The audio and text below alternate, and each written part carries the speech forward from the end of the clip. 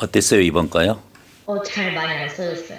조금 좀 생소한 면도 있죠? 사실은 익숙한 주제, 여기서 했던 주제가 나오면 물론 잘하겠죠. 근데 그렇지 않는 경우도 대비를 하셔야 돼요. 그래서 나에게 좀 생소한 주제를 적응력 이런 부분들이 이제 매우 중요합니다. 그래서 이제 그런 차원에서 좀 적극적으로 이렇게 준비를 해서 가야 되겠습니다.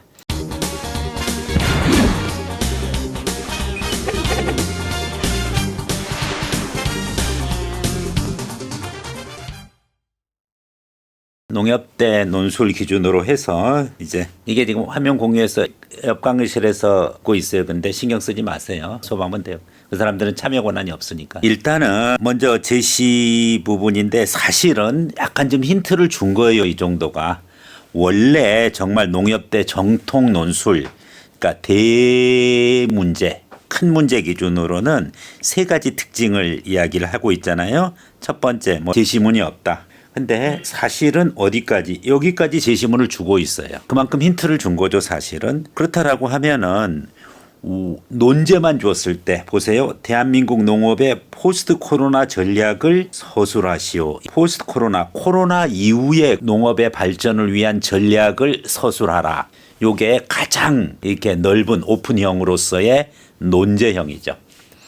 자, 그런데 이렇게 물론 출제할 수도 있어요. 그렇지만 너무 제너럴해요. 광범위하죠. 전략이라는 것이. 그렇기 때문에 약간 범위를 주죠. 범위를 줘서 어떻게 출제를 한다? 지금처럼 어느 방식이에요? 우리 농업, 우리 농촌, 우리 농협의 역할을 중심으로 이렇게 해서 쓰는 범위를 한정을 해주는 거예요. 그러면은 코로나 이후에 농업의 발전을 위해서 우리 농업, 즉 산업계, 농업계가 해야 될 거, 그리고 농촌에서 해야 될 거, 그리고 이것을 지원하는 농협에서 해야 될 역할, 이렇게 이제 나눠진다는 거죠. 근데 여기서 이제 또 추가로 해가지고서 힌트를 준 건 바로 뭐예요? 한국판 뉴딜에서 이게 또 들어가요. 그렇기 때문에 사실은 위에 배경 지식이 없는 상태에서 원래 줘야 돼요. 대한민국 농업의 포스트 코로나 전략을 서술하시오. 이렇게 줘도 할 수 있어야 되고. 그러면은 대한민국 농업의 포스트 코로나 전략을 서술한다라고 했었을 때 그 방향을 자기가 브레인스토밍 해가야 돼요. 나는 뭘로 서술해 갈까? 그러면은 우리 농업계에서 해야 될 거, 그리고 지역사회인 농촌에서 해야 될 거, 그리고 우리 미래 농협인들이 해야 될 거. 그렇게 브레인스토밍이 가져갈 수 있는 그런 역량이 돼야 돼요. 즉, 이 항목이 없어도 이 부분 것을 자기가 아이디어 디벨롭먼트로 만들어낼 수 있어야 된다는 거죠. 이해되죠? 그 다음에 한국판 뉴딜에서의 이 부분 것은 한국판 뉴딜을 몰라도 물론 쓸 수 있어야 돼요. 그런데 사실은 본인이 농업, 농촌, 농협의 역할을 중심으로 서술하는데 포스트 코로나 전략이기 때문에 바로 코로나 이후의 상황이고 코로나 이후의 상황에서 대한민국 정부가 내놨던 정책 목표가 있어요. 그죠? 국가 프로젝트가. 그게 한국판 뉴딜이에요. 그렇기 때문에 본인이 농업, 농촌, 농업의 역할을 중심으로 서술해 가면 되는데 한국판 뉴딜과 같은 것을 잘 인용을 해서 써주면은 훨씬 더 제대로 된 글쓰기가 될 거예요. 자, 그럼 다시 한번 정리해 볼게요.